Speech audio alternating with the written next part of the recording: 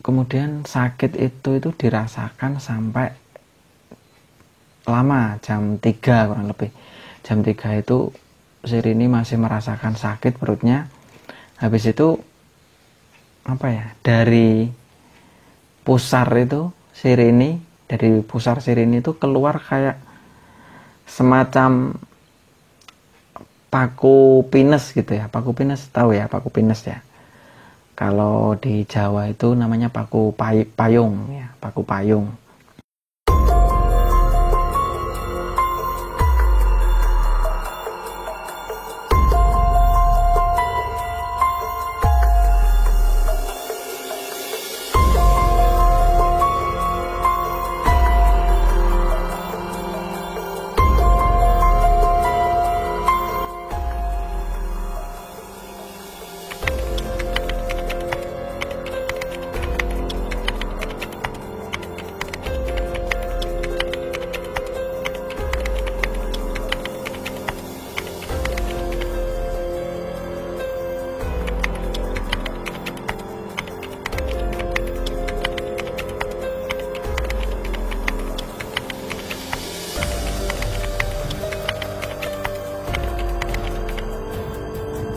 Nah, sebelumnya gua mau berterima kasih dulu sama seorang cewek namanya Rini.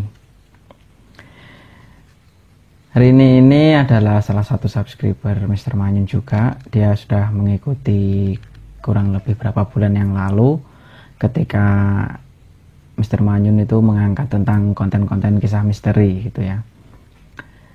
Nah, jadi kemarin itu si Rini email ke gue ya, email menceritakan tentang suatu pengalaman atau musibah yang pernah dialaminya.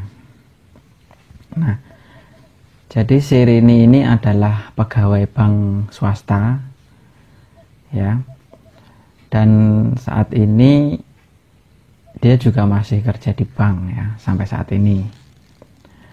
Jadi kisah yang pernah dialami si Rini ini bermula ketika si Rini ini dimutasi dari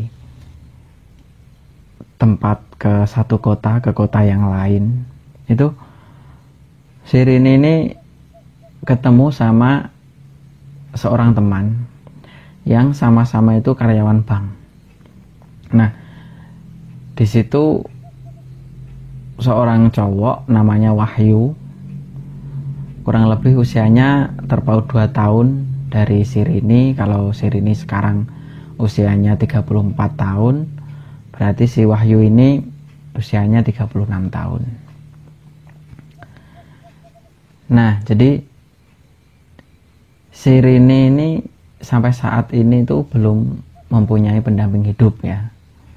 Jadi dia belum menikah, akan tetapi dengan adanya ketemu sama si Wahyu ini, teman kerjanya ini, dia pernah jalan bareng gitu sama si Wahyu ini ya. Jadi pacaran sama si Wahyu kurang lebih itu 2 tahun. Akan tetapi putus di tengah jalan ya, jadi nggak sampai nikah karena memang keluarga dari si Rini itu tidak merestui hubungan antara si Rini sama si Wahyu ini. Nah, karena si Wahyu ini kan duda ya sebenarnya ya, duda, udah punya anak 2. Nah, sedangkan si Rini masih lajang gitu, belum pernah menikah. Tadinya ini juga nggak apa-apa lah, broken nggak apa-apa kan gitu, karena memang udah saling cinta gitu kan.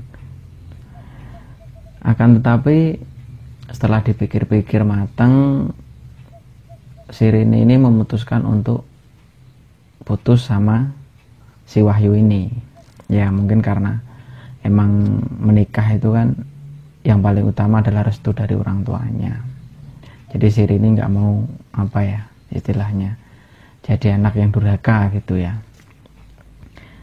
Nah, singkat cerita, sebulan yang lalu itu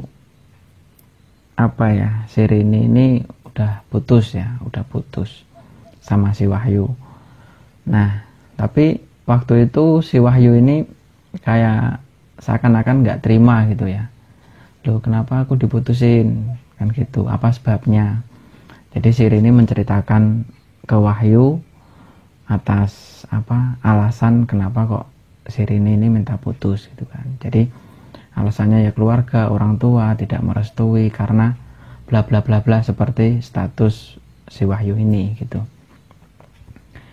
Nah terus si Wahyu ini ya kayak nggak terima gitu ya, kayak nggak terima.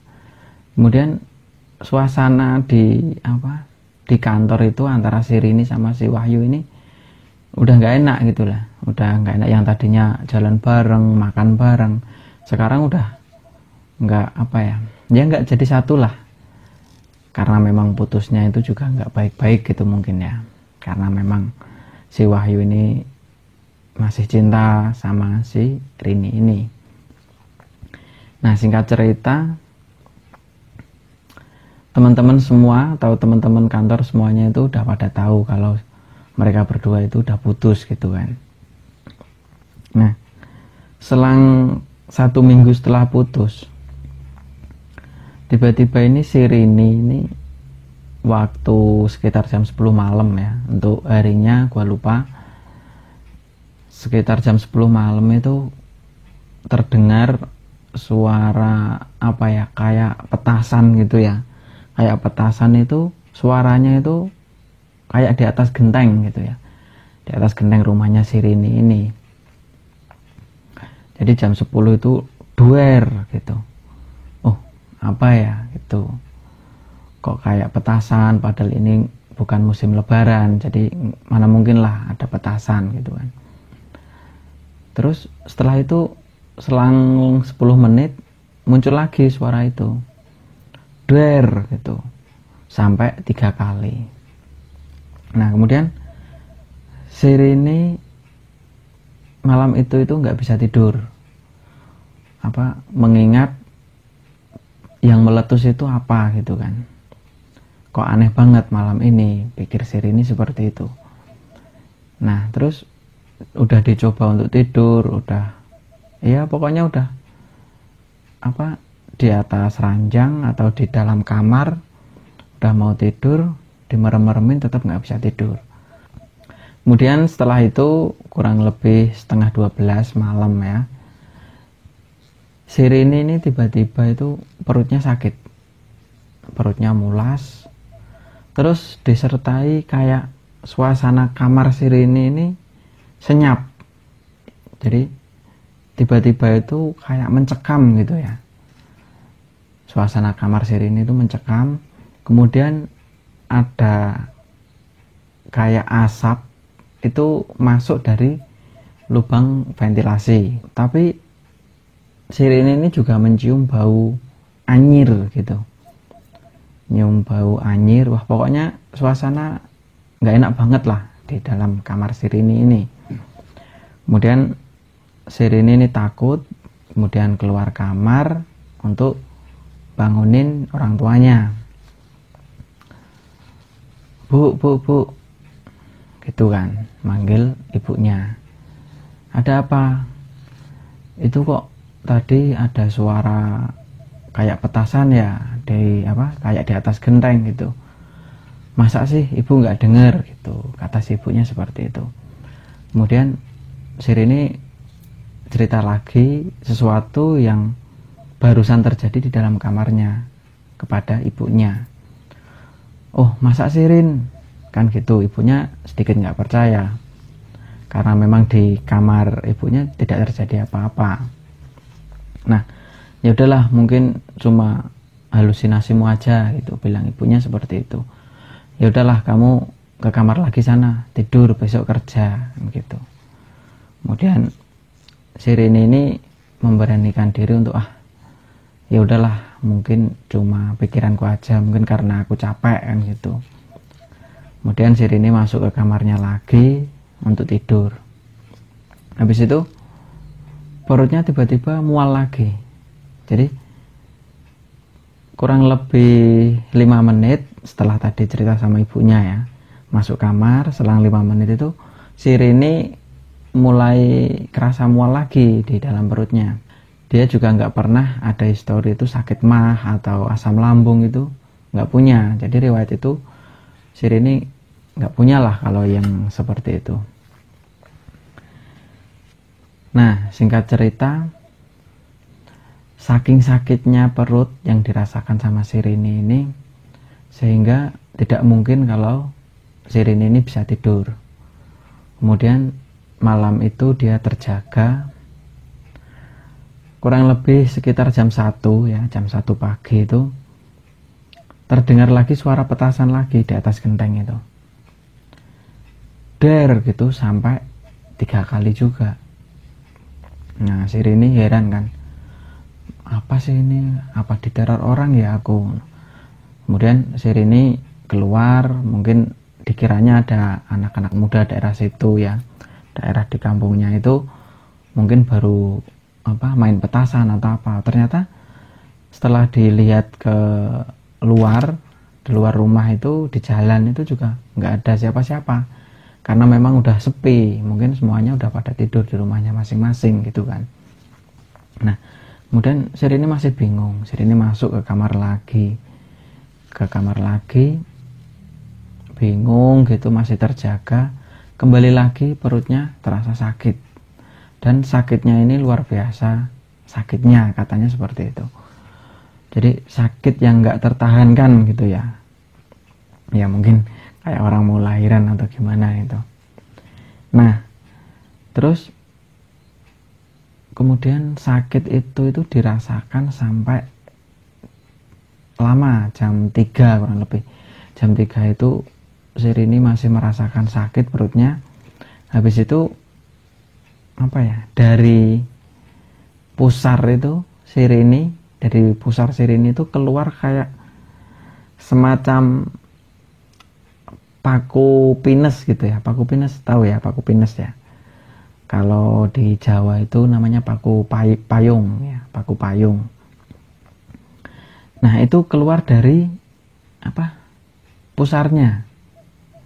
Itu terus si Rini ini kaget kan, sakitnya minta ampun katanya. Loh, ini kok ada benda seperti ini kok keluar dari perutku ya? Apa ini? Kan bingung kan si Rini. Kemudian kembali lagi ke kamar ibunya untuk bangunin ibunya, memperlihatkan kalau ada sebuah benda, yaitu paku pines tadi, keluar dari perutnya. Kemudian ibunya bingung. Nah, jadi melihat yang seperti itu, ibunya terus memutuskan untuk, ya udahlah kamu tidur di sini aja Rin gitu, di kamar ibu gitu. Ya udah, kemudian si Rini mengiyakan. Terus kemudian tidur sama ibunya. Habis itu nggak terjadi apa-apa, perutnya juga udah berangsur-angsur membaik gitu, udah nggak ngerasa mual lagi gitu. Udah, terus pagi harinya beraktivitas seperti biasa, nggak terjadi apa-apa lagi. Si Rini kerja sebagai seorang karyawan bank, kemudian dia jam 4 pulang, terus sekitar habis maghrib ya, kurang lebih habis maghrib itu ya jam 6, setengah 7 lah. Antara itu kembali lagi Rini dikagetkan dengan suara petasan yang ada di atas genteng gitu. Dan kali ini ibunya juga mendengar suara itu, karena memang habis maghrib kan, jadi ibunya juga belum tidur.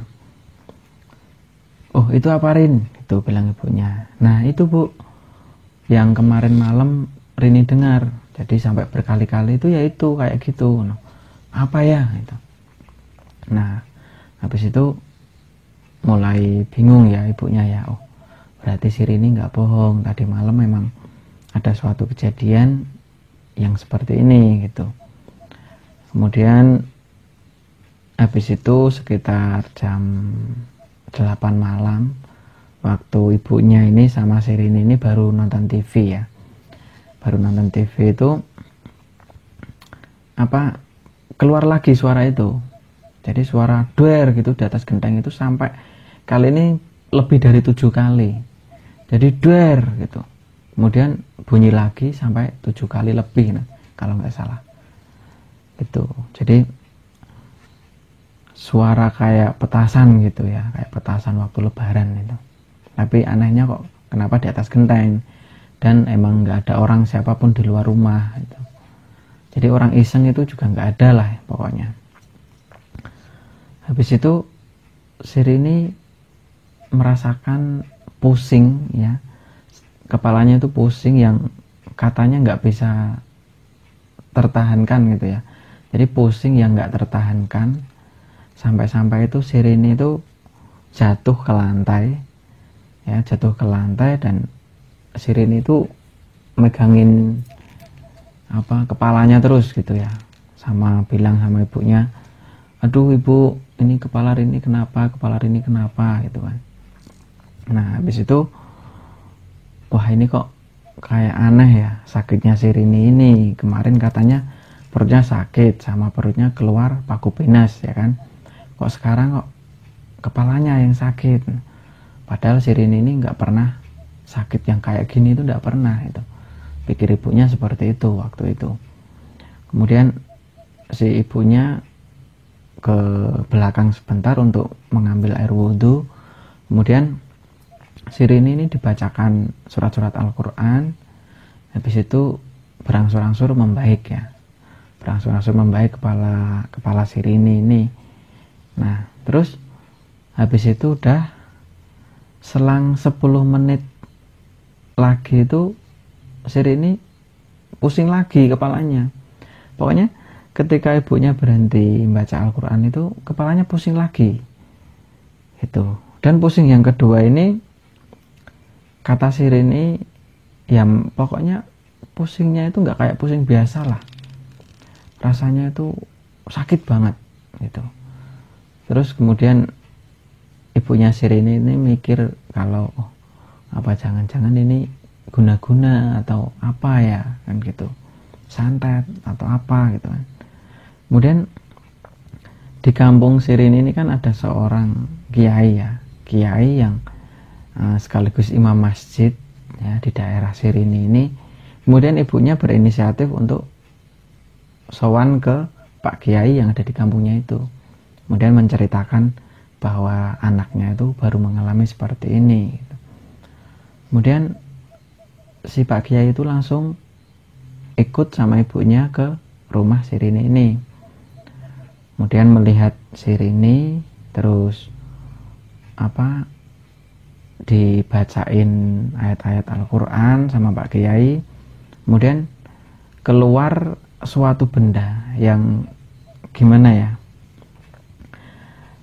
kayak semacam apa sih namanya, kayak potongan penggaris besi gitu ya. Jadi di situ itu keluar dari kepala si Rini itu kayak ada potongan penggaris yang berbahan besi, kurang lebih ya 2 cm lebarnya, itu keluar dari kepala si Rini malam itu. Dan itu nggak cuma satu, jadi potongan kayak penggaris itu lebih kalau 5 gitu. Jadi ya sekitar 6 atau 7 gitu, bilang si Rini seperti itu. Terus si Pak Kiai ini mulai kaget karena memang ini kok dikerjain sama orang gitu kan, si Pak Kiai ini bilang gitu. Terus ibunya jawab, santet apa ya Pak Kiai gitu. Nah bisa juga dikatakan seperti itu gitu kan, kata si Pak Kiai. Kemudian aduh tolongin Pak, tolongin anak saya Pak itu. Iya Bu, tenang aja. Terus kemudian si Rini ini disuruh berendam di dalam air yang ada di bak kecil ya, disuruh berendam, dan airnya itu sudah dibacain ayat-ayat Al-Quran sama Pak Kiai itu. Jadi si Rini waktu itu berendam itu sekitar 15 menit ya, 15 menitan kurang lebih. Itu berendam di situ. Kemudian si Rini ini mulai merasakan sakit yang luar biasa malah. Jadi badannya itu sakit semua, dan lagi-lagi ada keluar sebuah benda yang keluar dari tengkuk ya, di sini ya, tengkuk leher ini keluar sebuah paku, dan paku ini paku yang udah lama gitu ya, paku yang sudah berkarat. Jadi di situ itu keluar paku tapi satu, dan keluarnya itu sakit banget gitu. Waktu itu kan memang Pak Kiai yang berusaha untuk nyabut paku itu, karena diurut gitu kan sambil sirine ini berendam di bak. Kemudian Pak Kiai itu mengambil paku yang ada di tengkuk leher sirine ini. Kemudian habis itu badannya udah mulai enak sirine ini ya, setelah 15 menit berendam. Kemudian keluar untuk ganti baju, kemudian duduk di ruang tamu ya, antara Pak Kiai, ibunya Sirine sama Sirine. Kemudian ngobrol, Pak Kiai menceritakan bahwa oh, kamu pernah punya hubungan sama seseorang, pacaran atau apa gitu. Iya Pak, pernah. Namanya siapa? Namanya Wahyu. Oh iya, berarti benar gitu, kata Pak Kiai. Sirine kan bingung, loh benar kenapa Pak Kiai? Ya benar, jadi si Wahyu itu mungkin karena sakit hati ya, mungkin seorang kiai itu tahu ya, untuk karena memang kiai basicnya dan dia juga ahli supranatural gitu, jadi tahu tentang hal-hal yang gaib, hal-hal yang seperti itu tahu gitu. Kemudian Sirine kaget, bilang sama ibunya, oh masa si Wahyu Bu yang ngelakuin kayak gini gitu, tega ya sama Rini gitu. Ya udahlah Rin. Kemudian Sirine ini dinasehati sama ibunya, kemudian juga dinasehati sama Pak Kiainya gitu. Jadi ya karena memang mungkin seorang cowok juga saking cinta, kalau menurut gua ya, saking cintanya kemudian tiba-tiba putus, dan putusnya itu bukan dari kedua belah pihak tapi dari orang tua atau apa yang nggak merestui, ya bisa jadi membuat orang itu ya sakit hati yang begitu luar biasa sehingga dia melakukan ancaman atau teror untuk menyakiti si mantannya gitu. Nah, dari sini bisa kita ambil hikmahnya ya teman-teman semua, bahwa sesuatu hal yang menyakiti hati atau perasaan orang lain itu tidak dibolehkan dari sisi agama kita, gitu ya. Yaudah, gitu aja untuk cerita kali ini. Terima kasih sekali lagi buat Sirine ya, yang sudah mau nge-share pengalamannya. Nah, barangkali teman-teman ada yang punya pengalaman kayak Sirine ini, entah ketemu sama hal-hal yang mistis, hal-hal yang gaib, bisa kirim email ke saya, gitu ya. Oke, gitu aja. Terima kasih.